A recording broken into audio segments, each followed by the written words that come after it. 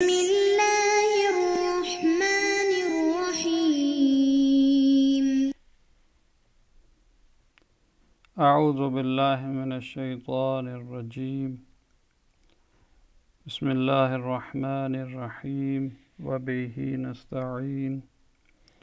السلام علیکم ایھا الطلاب الکرام. آج کے سبق کا جو عنوان ہے وہ ایک نئی گفتگو، ایک نئی بحث ہے. الفصل الثالث الشک. انسان احکام شرعیہ کی بنسبت جو حالات اس کو پیدا ہوتی ہیں، جس کی طرف یہاں صاحب کتاب اشارہ فرماتے ہیں، ان میں سے ایک تیسری حالت جو ہے وہ الشک ہے. مقدمے کے طور پر ایک تمہید ذکر کرتے ہیں. تمہید ذکرنا فی اول ھذا الجزء الثانی من ھذا الکتاب. فرماتے ہیں کہ اس کتاب کا جو جزء دوم ہے اس کے ابتدا میں ہم نے ذکر کیا کہ ان المکلف المجتہد بالنسبۃ لکل حکم من احکامہ، کہ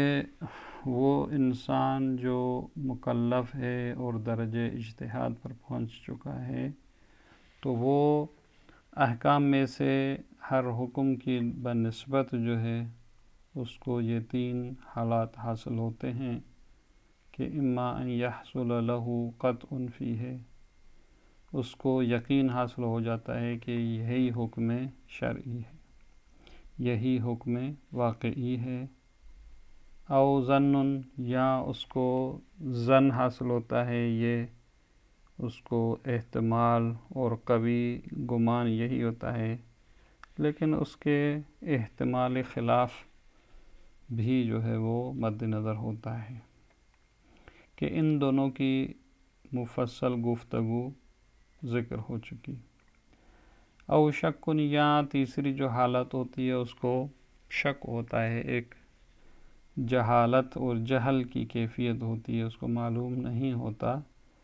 کہ ابھی اس کے بارے میں مفصل ہم گفتگو کریں گے.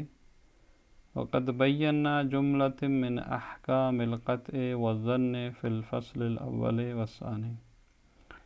فرماتے ہیں کہ قطع کے احکامات اور ظن کے احکام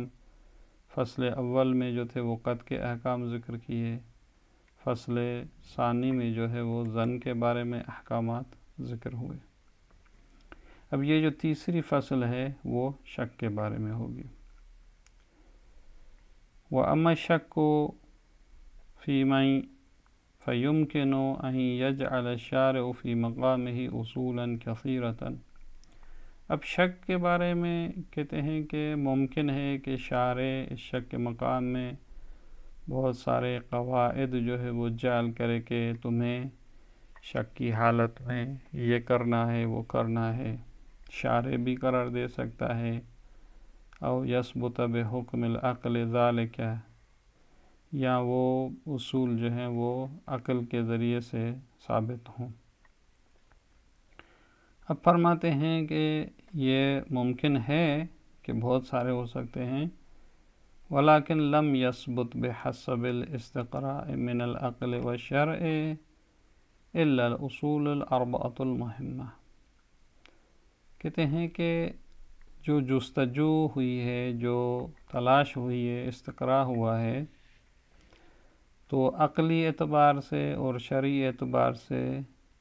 ثابت نہیں ہے، سوائے چار اصول کے جو حالت شک میں جو ہے وہ استعمال ہوتے ہیں، اور وہ بہت مہم ہیں، کیونکہ تقریباً جو بھی ابواب فقہی ہیں ان سب میں یہ جو چار اصول ابھی ذکر ہوں گے ان کا استعمال ہوتا ہے. اور اسی طریقے سے مختلف ہے، ابواب جو مختلف ہیں ان میں کچھ ان کے لیے مخصوص اصول بھی استعمال ہوتے ہیں جو ہر ایک باب سے ہوتے ہیں،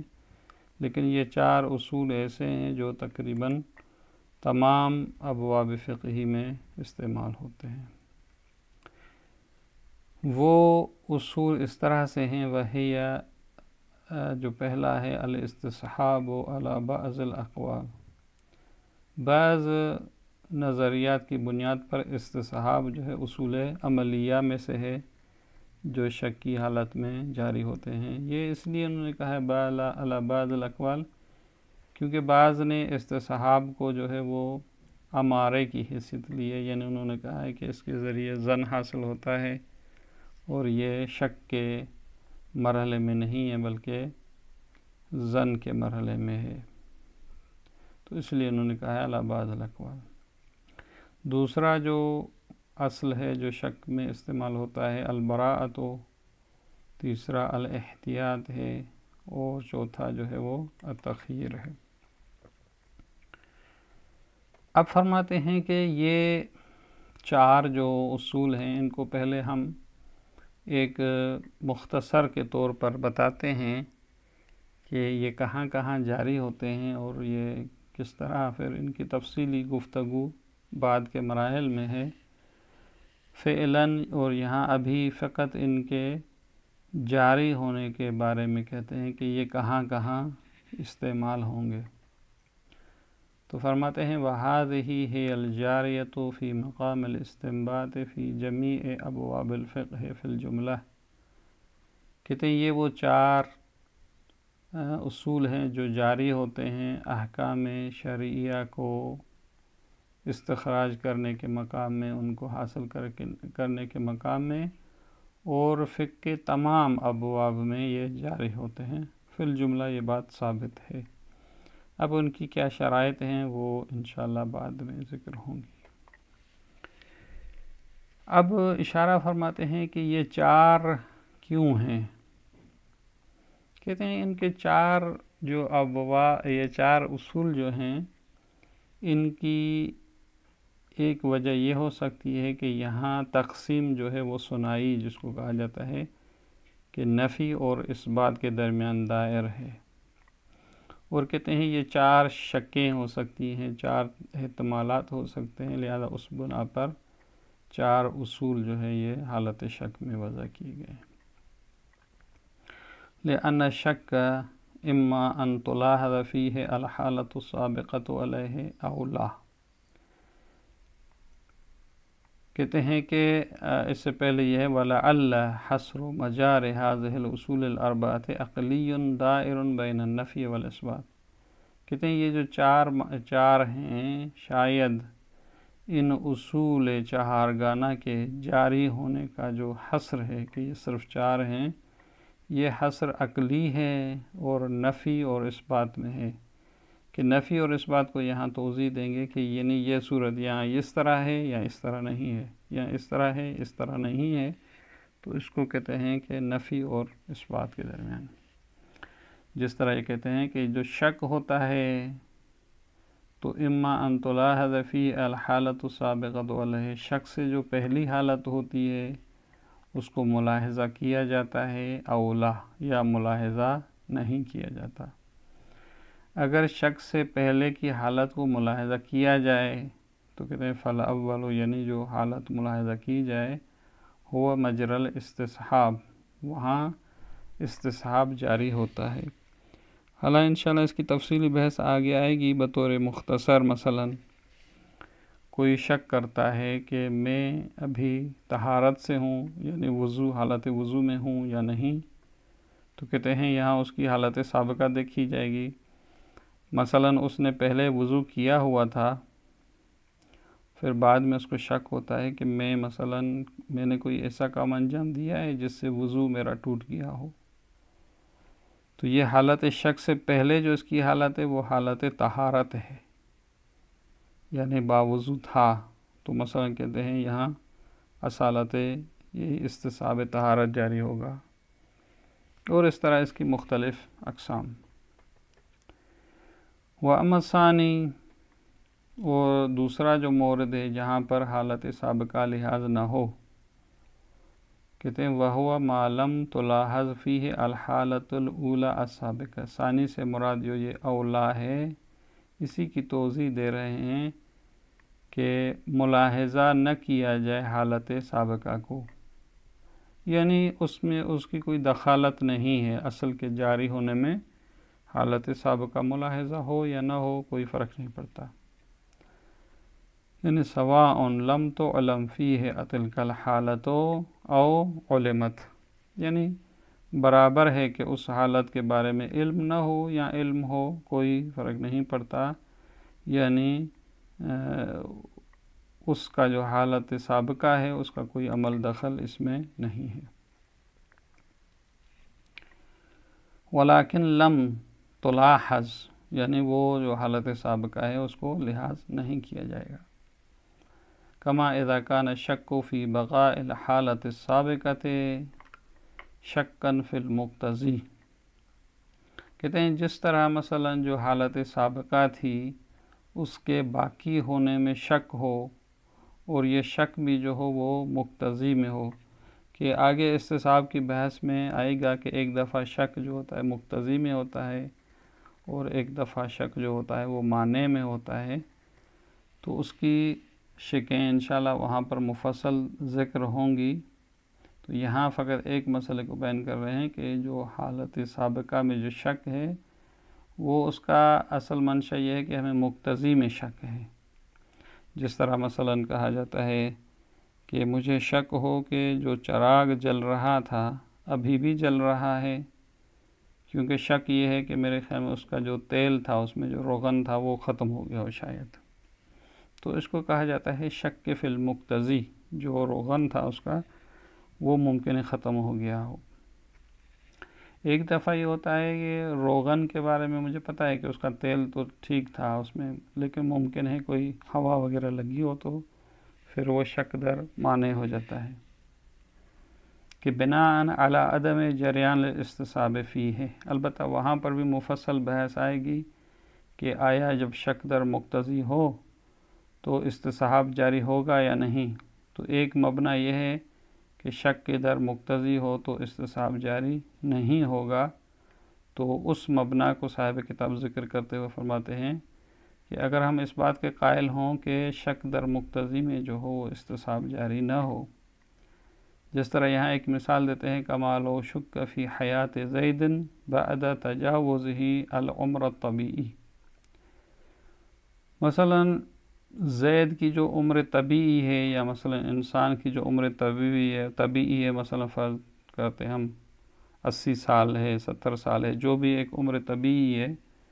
اس کے بعد شک ہو کہ زید ابھی بھی زندہ ہے یا نہیں، تو یہ مقتضی میں شک ہے، کیونکہ اس کی جو عمر طبیعی وہ تو گزر گئی۔ مثلا ایک شخص تھا وہ جو ہے وہ گم ہو گیا، 80 سال اس کو ہو گئے، پھر اس کے بعد ہم کہتے ہیں ابھی بھی زندہ ہوں گے یا نہیں، تاکہ ہم اس کے مثلا جو احکامات ہیں فقہی اس کو لاگو کریں مثلا، تو یہ شک دو جو ہے شک در مقتضی ہے۔ تو جب یہ حالت سابقہ جو ہے وہ اس کا ملاحظہ نہ کیا جائے، چونکہ ایک صورت یہ تھی کہ حالت سابقہ ملاحظہ کیا جاتا ہے، دوسری جو شک ہے کہ جس میں حالت سابقہ ملاحظہ نہیں ہے، تو اس میں پھر دو صورتیں ہیں کہ فَإِمَّا أَن يَكُونَ الشَّكُّ فِيهِ شَكًّا فِي جِنْسِ التَّكْلِيفِ الْإِلْزَامِ، یعنی شک جو ہے اس میں وہ خود جو تکلیف الزامی ہے، تکلیف الزامی سے مراد مثلا جس طرح وجوب ہے، حرمت ہے، کہ آپ کو ایک چیز کرنی ہے یا نہ کرنی ہے، دونوں ضروری ہیں، جس طرح نماز آپ نے پڑھنی ہے، گناہ آپ نے نہیں کرنا، تو اس کو کہا جاتا ہے شک تکلیف الزامی۔ تو شک جو ہو وہ خود تکلیف الزامی میں ہو، یعنی کیا ہے، یعنی ما لم یعلم فیہ التکلیف الالزامی، تکلیف الزامی کے بارے میں علم نہیں ہے۔ مثلا فرض کریں، اس کی سادہ جو مثال دی جاتی ہے، مثلا سگریٹ پینا حرام ہے یا نہیں ہے، یہ تکلیف جو ہے الزامی ہے۔ اولا، یا شک جو ہوتا ہے وہ تکلیف الزامی میں نہیں ہوتا، یہ بھی اثبات اور نفی ہے کہ شک تکلیف الزامی میں ہوتا ہے یا نہیں ہوتا۔ والاول مجری البراءہ، پہلا ہو جب یہاں ہمیں اصل تکلیف الزامی میں شک ہو تو وہاں براءت جاری کی جاتی ہے، مثلا کہا جائے بھئی شک ہے سگریٹ پینا حرام ہے یا نہیں ہے، اصل یہ ہے کہ آپ بری ہیں، حرام نہیں ہے مثلا۔ وثانی اور دوسرا جو مورد ہے جہاں شک جو ہوتا ہے وہ تکلیف الزامی میں نہیں ہوتا، خود ہی فرماتے ہیں وما یعلم فیہ التکلیف الالزامی، یعنی شک جو ہے تکلیف الزامی میں نہیں ہے بلکہ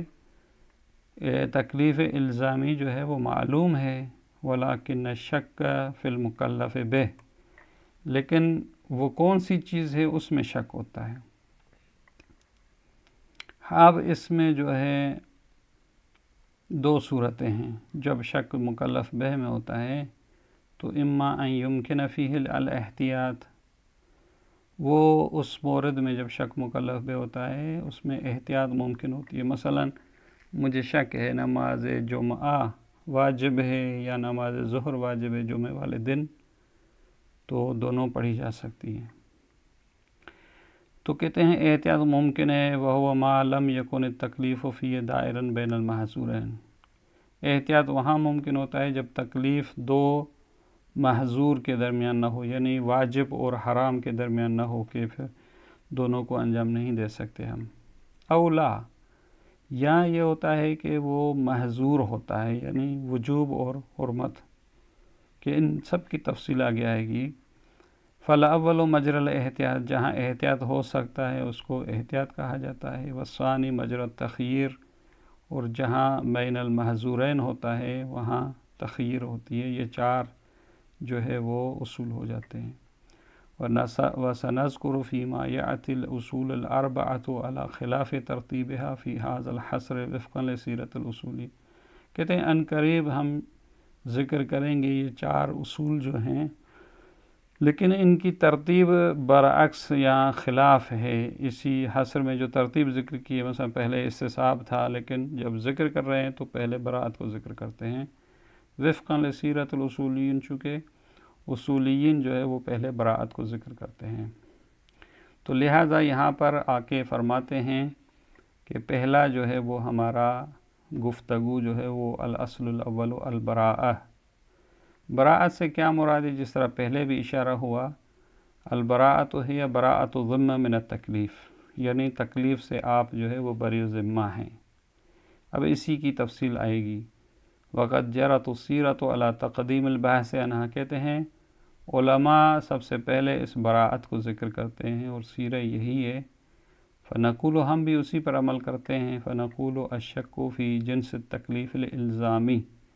شک جو ہوتا ہے وہ ہمیں خود تکلیف الزامی کی جنس کے بارے میں ہے کہ مثلا یہ واجب ہے یا حرام ہے نہیں ہے، اس کس طرح، اور جیسا کہ پہلے بھی ذکر ہوا کہ اذا لم تلاحظ فیہ الحالت السابقہ، حالت سابقہ کا بھی لحاظ نہیں کیا جاتا، چونکہ اگر حالت سابقہ کا لحاظ کیا جائے تو پھر وہ استصحاب میں ہو جائے گا۔ اب یہ جو براءت ہے بری ذمہ، اس میں دو ہوتے ہیں، یا شبہیہ وجوبیہ ہوتا ہے یا شبہیہ تحریمیہ، اما ان یکون شبہتاً تحریمیتاً، یعنی یہ شبہ جو ہوتا ہے وہ تحریمیہ ہوتا ہے، یعنی یکون الحکم فیہا دائرا بین الحرمت وغیر الوجوب، یعنی شک ہوتا ہے کہ یہ چیز حرام ہے یا مثلا مکروہ ہے، یعنی وجوب سے ہٹ کر، چونکہ حرمت اور وجوب ہو جائے پھر تو وہ تخییر کا یعنی بین المحظورین ہو جائے گا، تو لہٰذا حرام ہے یا مکروہ ہے مثلا، یا جو شبہ ہوتا ہے وہ او وجوبیتاً بعکسہا، یعنی وہ شک ہوتا ہے کہ یہ چیز واجب ہے یا مثلا مستحب ہے یا مباح ہے، اور ان سب کا سبب جو ہے وہ سبب الشک فی کل منہما، شبہ تحریمیہ ہو یا وجوبیہ ہو، ان کا جو شک کا سبب ہوتا ہے اما فقدان النص، کیونکہ ہمارے پاس کوئی روایت نہیں ہے، او اجمال ہو، یا روایت ہے لیکن مجمل ہے، او تعارض ہو، یا تعارض اخبار ہے، تو فہا ہونا ستۃ مقامات، تو یہاں پر جو ہے وہ ٹوٹل جو ہے وہ 6 ہو جاتے ہیں، کیونکہ فقدان نص ہو پھر بھی وجوبیہ ہوگا یا تحریمیہ 2 ہو جائیں گے، اجمال نص ہو تو بھی یہ وجوبیہ ہوگا یا تحریمیہ ہوگا، تعارض ہو تو بھی وجوبیہ یا تحریمیہ ہوگا، تو ٹوٹل جو ہے 6 ہو جائیں گے،